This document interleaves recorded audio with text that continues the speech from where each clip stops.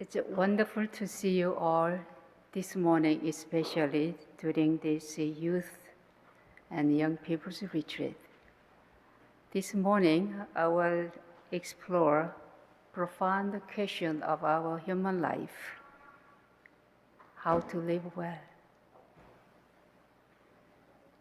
This question touched upon our deep aspiration for a meaningful life. Living well is begin with our self-awareness. It means to know who we are and where we are.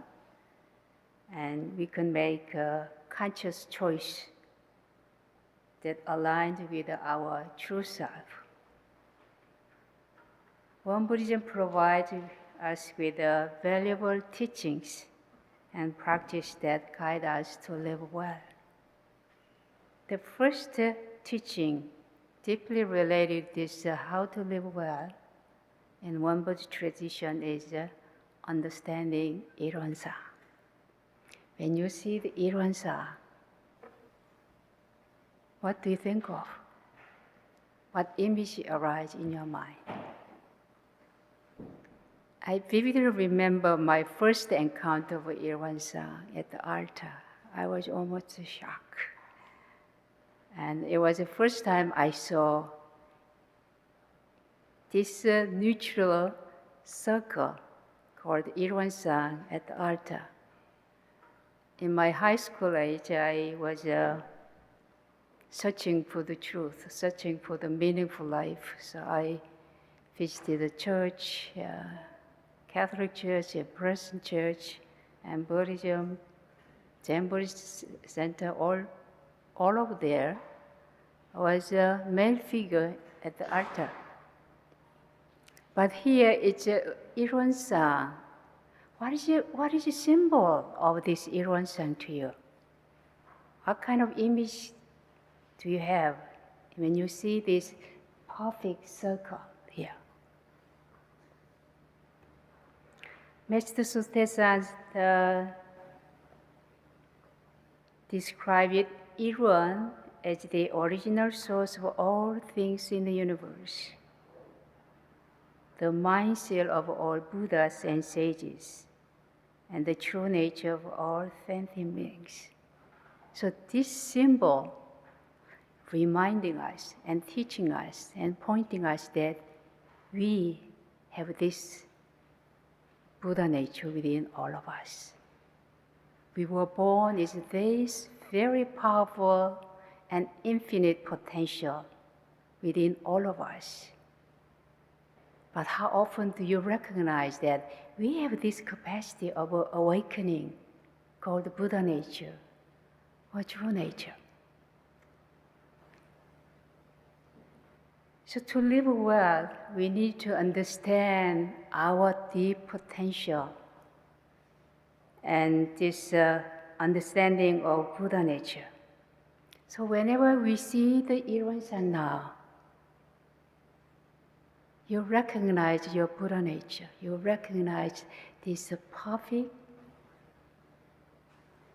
impartial, and such a beautiful symbol as that I have this very positive and powerful aspect and potential within all of us. So this is believing in yourself first, that we have to begin with knowing it. If you cannot understand it yet, then just believing in it. Awakening to know things or believing in the enlightened teachings like Ilwansa is identical. So believe in yourself that I have this very positive, powerful, innate goodness, inner peace, and wisdom and compassion. So Buddha nature is like a jewel hidden in the dirt. If we don't have understanding there is a jewel or diamond in the dirt, we don't make effort to cultivate it, to digging out and finding it. Since we have this hidden nature, which got a very powerful, very beautiful quality within us and hidden, because we didn't yet to recognize it and cultivate it yet to find it. So this is just something that we need to understand today, that we need to cultivate this Buddha nature and see it ourselves and use it in our daily life and nurture it all the time. So a real question is that now, how to cultivate this Buddha nature? How can I awaken this truth of Ilwan-sang and our Buddha nature? Very practical way, Sotaesan gave us 3 ways to cultivate this Buddha nature, and it is a practical approach to live well. So, through threefold study, samhak, threefold study, cultivating our spirit and inquiry into human affairs and universal principles, and mindful choice and action. So the first aspect here, how do you cultivate our spirit? Here, our spirit means identical with this Buddha nature. So how do you cultivate our Buddha nature? To live well, we start by practicing meditation and mindfulness or chanting. This meditation helps us calming our mind because of information flood we're engaging every day. But there are so many inner chatter, inner information comes and goes in our everyday life. Do you know how many thoughts an average person has a day? Can you guess how many thoughts?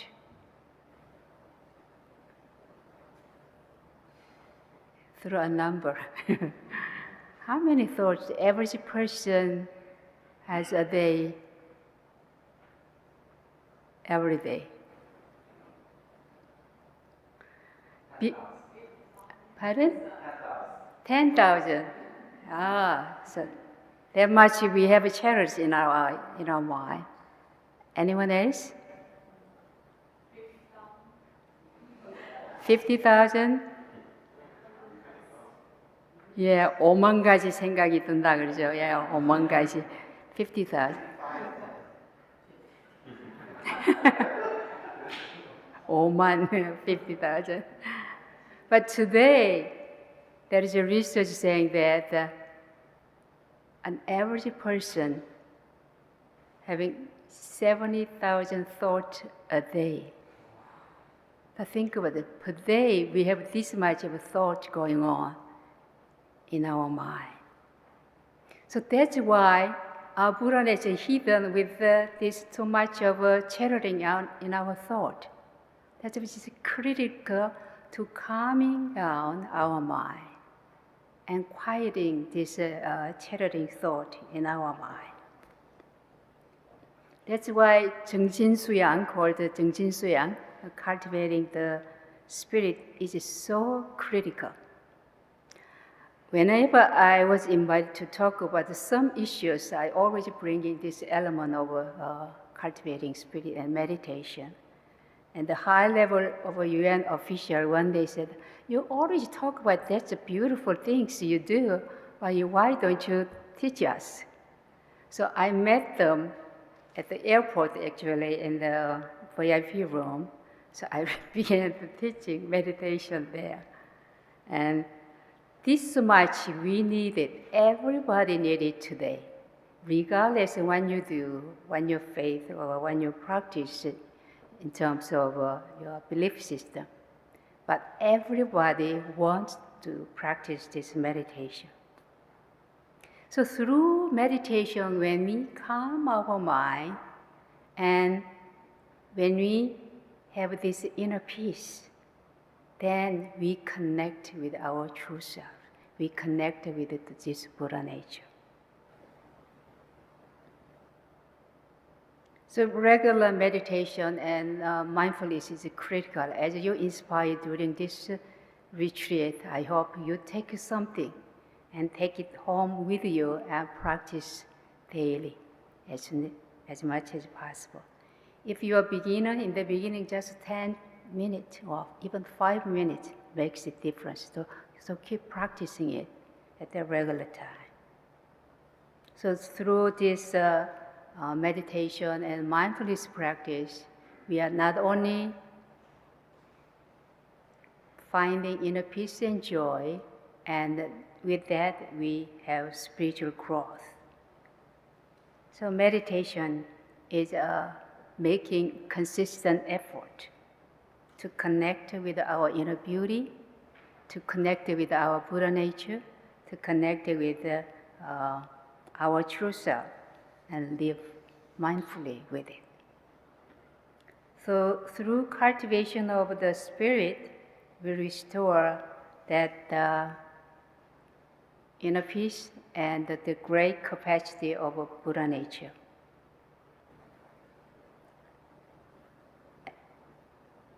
After you nurturing your Buddha nature through meditation and mindfulness, we need another aspect to practice it called inquiry into human affairs and universal principles. 사리연구. So we need to study the principle that governs human lives. And this means that we need to study teachings of One Buddhism, study scriptures of One Buddhism and Dharmas, and apply them in your daily lives.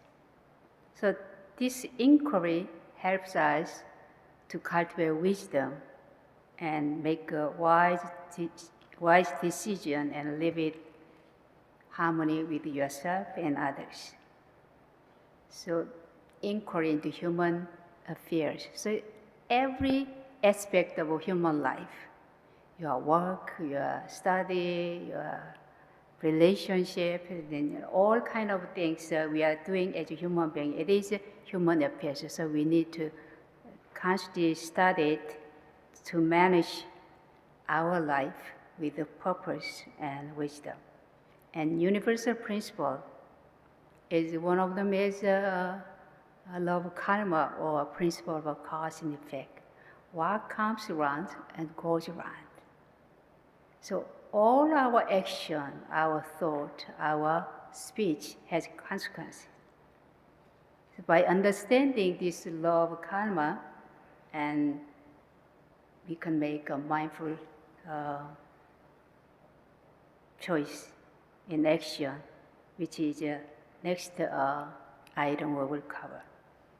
Also, another universal principle is the impermanent nature of all things. Everything arises and goes away. So all your disturbance, or any difficulty, any challenge you have, it will go away. Through your practice, you can make it faster and achieve a better state in your mind. As I was sitting here, when I was your age, and what was I thinking at that time, and why I choose to be the way I live, is because of understanding of this universal principle. Helps me to make a right choice. So mindful choice in action, 자급치사, is crucial for living well. By mindful choice in action, we create peace with ourselves. Don't fight with you. Don't make a self-criticism if things go wrong.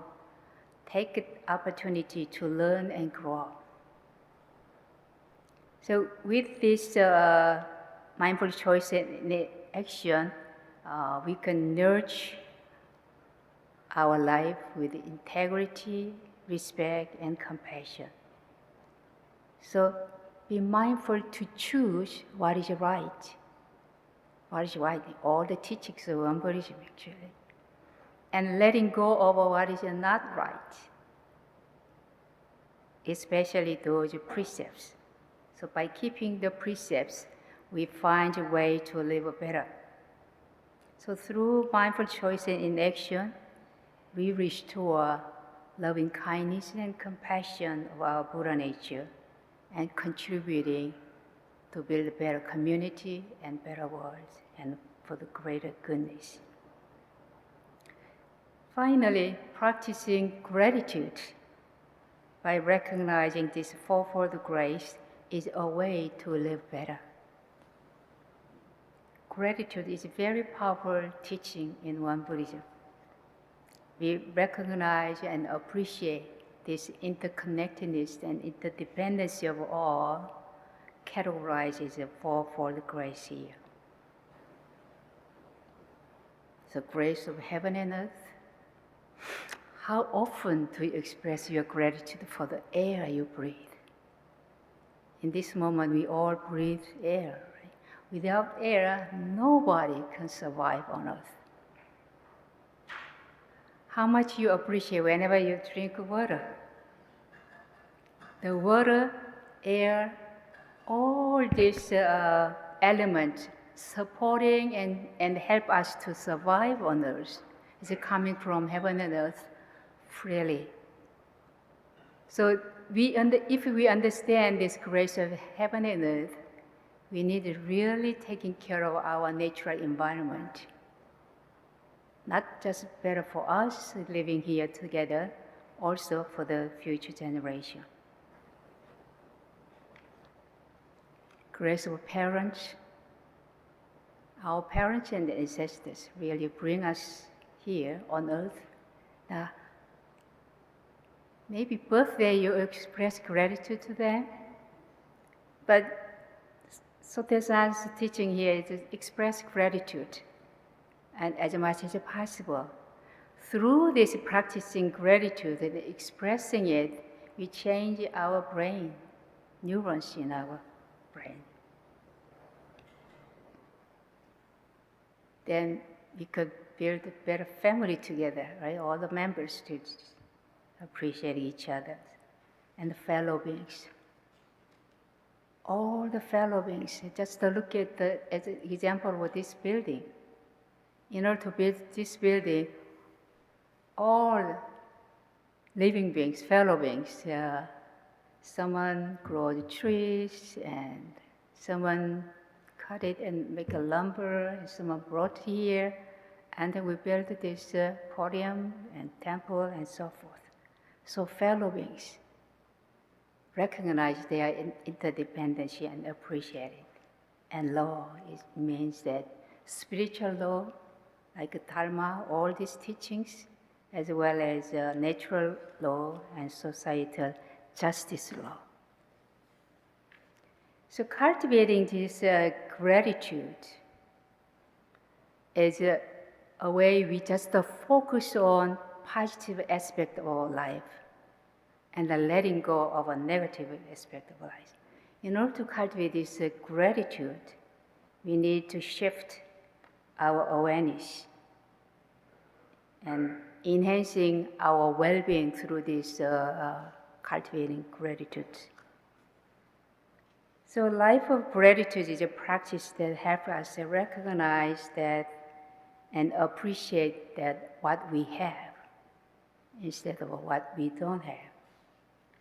So when we become more aware of the blessings in our lives and develop deep sense of happiness and joy.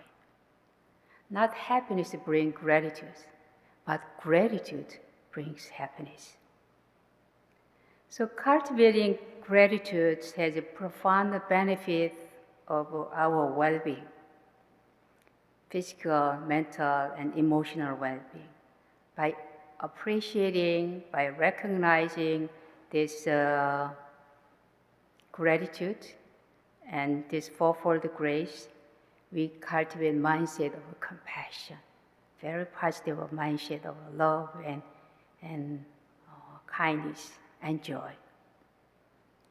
So we need to practice them daily, this gratitude, and express our appreciation around our lives, and share kindness with all others we interact every day.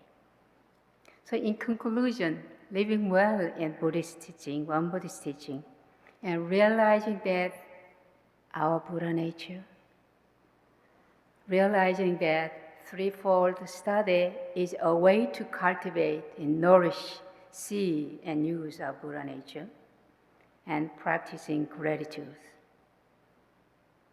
So when we have these three elements in our life and aware of it, then these teachings guide us toward a life of purpose, compassion, and wisdom and joy. So let us dedicate ourselves to live well with intention, with purpose, for the benefit of yourself and the benefit of all beings in the world.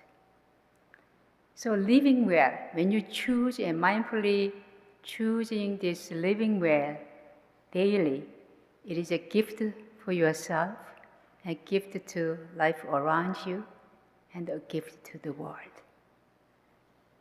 Let us remember that every moment of each day is an opportunity to practice and grow. And let us support each other, especially your group together, and youth is our future and our present. So your being together is so critical for all of us, as well as each one of you. So encourage each other and support each other and inspire each other to this journey of living well and this journey of awakening and become a living Buddhas.